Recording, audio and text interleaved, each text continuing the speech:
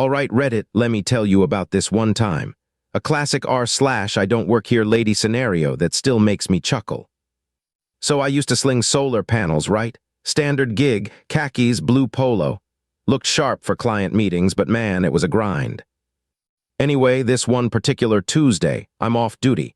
But I've got this massive presentation the next day, and I'm totally out of decent pens and a fresh legal pad. You know how it is when you need that one specific type of pen to feel like you can conquer the world. Yeah, that was me. So, off to the retail jungle, Walmart. I'm in the stationery aisle, laser-focused on finding a pen that doesn't just give up halfway through a sentence when I feel eyes on me. I glance up. This lady, let's call her Brenda, is giving me the look. You know, the "you must be an employee, and how dare you not be at my beck and call" stare. I try to ignore it, thinking maybe she's just spacing out. Nope, she marches over, purse clutched like a weapon. "Excuse me, where are your extra-large orthopedic dog beds?" Her tone suggested this was the third time she'd asked, and my incompetence was legendary. I give her my best "sorry civilian here" smile. "Oh, I don't work here, ma'am." Brenda frowns, her eyes flicking down to my blue polo, then back to my face. "Are you sure?" she asks, like I might be confused about my own employment status. "You look just like the others. Can't you just check in the back for me?" It's urgent. Fido's birthday is tomorrow, and his arthritis is acting up. Internally, I'm already sighing. This was not the quick in-and-out trip I'd planned. Nope, definitely don't. Just grabbing some office stuff myself. I offer a tight-lipped smile and try to make a polite escape towards the self-checkout, pens and notepad finally in hand. I'm halfway through scanning my super important pens when this actual employee, looking frazzled and about 16, practically sprints up to me. Let's call her Sarah. She's got that wide-eyed, first real job and the world is ending look. Sarah plants her hands on her hips, which would have been more intimidating if she wasn't panting slightly. "There you are. We've been paging Mark over the intercom. You can't just abandon your till like that, especially when you're on a double shift." "What were you thinking?" I'm just standing there, pen mid-scan, completely baffled. I think there's been a mistake. I don't work here, and my name's Ethan." Sarah's not having it. "Don't play dumb with me, Mark. We're swamped. Mrs. Henderson in aisle 5 needs help with the cat litter and you're just shopping." She gestures wildly at my notepad. I glance down at my polo, then back at her. "Look, no name tag, see?" I point to my blank chest. "And my name's Ethan. I'm literally just trying to buy these pens before my big meeting tomorrow." Suddenly, her eyes go wide. She properly looks at me, not just the blue shirt. The color drains from her face, then floods back bright red. It was like watching a tomato ripen in fast forward. "Oh my God," she whispers, hand flying to her mouth. You're not Mark quit an hour ago, just walked out. And you're wearing and I just assumed, the manager's going to kill me." Her voice cracked on the last part. I actually started to chuckle. Couldn't help it. "It's the curse of the blue polo and khakis, I swear. Don't worry about it." I tried to lighten the mood because the poor girl looked like she wanted the floor to swallow her whole. She kept apologizing, stammering about how busy it was and how her manager, a mythical creature named Mr. Henderson, no relation to the cat litter lady I hoped, was already on the warpath. She mumbled something about telling him it was a false alarm, and then practically fled, disappearing behind a towering display of discount paper towels. So I paid for my stuff, walked out, and just had to laugh. 2 mistaken identity moments in less than 10 minutes. I briefly considered the "I want to speak to your manager" route, thinking about Sarah's panic, but honestly, she looked like she was having a way worse day than me, and I was the one who abandoned my shift. Besides, it hit me then, I'd almost gotten reprimanded for abandoning a job I never even had, by an employee who thought I was a different employee who actually abandoned his job. That's got to be a new level of r/I don't work here lady, right? Made for a good story, though. And don't worry, I got the pens and pretty much aced that presentation. Maybe the retail gods were just testing my patience before rewarding me. Anyway, that's my brush with almost Walmart fame. Keep an eye on your outfits, folks, or you too might end up accidentally working a shift. Hey, real quick before the next one, if you're enjoying this, subscribing helps a lot. All right, story number 3 coming up. Hey everyone on r/IDontWorkHereLady, Julian here, back with another wild ride through customer service hell, except, I wasn't even working there. This time, it was a classic Karen who just could not wrap her head around the fact that my family and I were just trying to buy groceries, not stock shelves. So we were halfway through this amazing week-long whale-watching trip, sunburnt, salty, and totally relaxed. We stopped off at this big Market of Walls store to grab supplies. You know the drill: snacks, water, more sunscreen, because apparently we're not immortal. Mom took point on the food aisle, my dad was probably wandering off looking at gadgets or something, and I headed towards health and beauty for the sunblock. My service dog Buddy was right there with me, calmly doing his job like the good boy he is. I was literally just about to round the corner when I heard it, my mom's voice, getting louder, definitely carrying that "I'm trying to be patient but failing" edge. My chill evaporated instantly. I made a beeline for her, and yeah, there she was, squaring off with a capital K Karen. This woman, maybe seeing my mom in a blue dress or something, had apparently just decided she worked there. And she was laying into my mom, demanding to know where something was, like mom was personally responsible for hiding it. Now my mom, she's usually the picture of calm. She tried the polite route, "Sorry, I don't actually work here," which of course was the exact wrong thing to say to this Karen. Her face just crumpled into disbelief, then anger. Like, who dares not work at the grocery store when she needs something? I stepped closer, ready to jump in, but before I could even open my mouth, Karen took a step back, throwing her hands up in exasperation, completely oblivious, and she stepped hard, right on Buddy's tail. Buddy let out this awful, surprised yelp. It was this sound of sudden pain I'd never heard him make. Everything just stopped for a second. My blood went cold, then it boiled over. Seeing Buddy yelp like that, seeing this woman just assault my service animal because she was annoyed my mom didn't work there. No, absolutely not. I was instantly right there, standing between Karen and my mom and Buddy. I didn't even think. My voice was probably shaking with pure fury. "Hey, what the hell do you think you're doing?" Karen whipped her head around, blinking at me like I'd appeared out of nowhere. She clearly wasn't expecting a confrontation from me. In that split second of raw anger and protectiveness, I just blurted out the first thing that came to mind. "I'm the manager." "What did you just do?" She actually scoffed. "You, the manager? Don't be ridiculous, I didn't do anything." My jaw tightened. "Oh yes, you did. You just stepped right on his tail." I pointed at Buddy, who was whimpering softly behind me, trying to tuck his tail. "That's my service dog, and you just injured him. You are not leaving until the real manager gets here and we sort this out." She started sputtering, trying to backpedal. I didn't know, I didn't see him."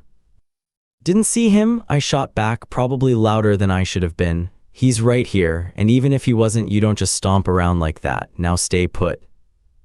She gave me a look that could curdle milk and actually tried to just walk around me, heading for the exit. I stood my ground, blocking her path. I said, "Stay." Just as I was pulling out my phone to actually call security myself, a voice boomed from behind Karen.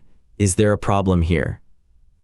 It was the actual store manager, thankfully, and right behind him were a couple of police officers who must have been called by someone who saw the whole thing go down, or maybe the yelp got someone's attention.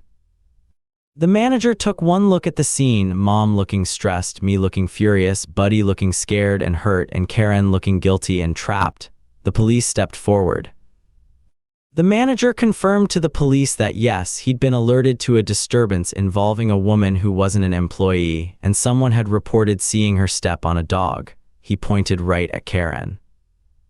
The police took over from there. Karen tried to deny it, tried to play innocent, but between my mom, me, and presumably the manager or whoever called them, they had enough. Seeing her finally being walked away by the cops felt surreal. We were all pretty shaken up. The manager was super apologetic, offered to comp our groceries, which was a nice gesture but didn't really take the edge off the shock. Mom was too upset to stay, so she went back to the hotel with Buddy while my dad and I finished the shopping and dealt with the police report. Later, we took Buddy to the vet. His tail was bruised and needed some time to heal, meaning the cone of shame for a while. Poor guy, seeing him uncomfortable just solidified our decision. We pressed charges, absolutely.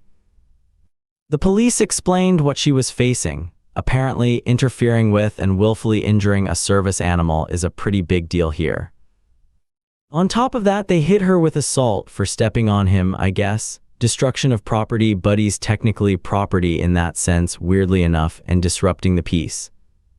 They mentioned she could be looking at serious time, maybe even up to 5 years, though obviously nothing's decided yet. We posted a picture of Buddy in his cone, tail all bandaged up, online with a brief explanation of what happened. The response was incredible, tons of support. So yeah, that's the story. A simple grocery run turned into a police incident because a Karen couldn't accept "I don't work here" and then decided to literally step on my service dog. We've got court dates pending for after our trip, so I'll definitely have updates. Thanks for reading, guys. Hug your service animals or just your regular pets tight, and seriously, watch where you're stepping.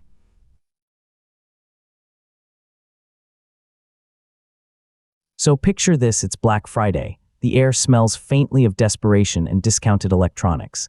I'm wading through a tidal wave of humanity at Megamart, just trying to snag a deal or two, maybe a new video game, nothing major. I'm wearing a plain, dark blue polo shirt, important detail for later, and jeans, definitely not their bright red uniform. After about an hour of strategic browsing and elbow dodging, nature calls, loudly. You know how it is, 1 minute you're fine, the next you're doing the potty dance in the middle of the home goods aisle. So I make a beeline for the restrooms, which are, of course, tucked away in the least convenient corner of the store. I finally get in, do my business, and I'm at the sink, soaping up my hands, humming a little tune. Suddenly, the bathroom door slams open with the force of a minor explosion. And in storms this guy, short, round, face the color of a ripe tomato, practically vibrating with rage. This, I instantly recognize from hushed employee warnings I'd overheard, is the manager. Let's call him Mr. Grumbles. His reputation preceded him. Words like tyrant, unhinged, and always looking for a fight were common descriptors. He spots me and his eyes narrow into slits. "There you are, you lazy sack of," he starts, his voice a gravelly roar that bounces off the tiles. "Hiding in the damn bathroom while there's a zoo out there. You think those TVs are gonna sell themselves?" I just sort of blinked at him, soap still on my hands. My first thought was, is this guy serious? My second was, oh, this is gonna be good.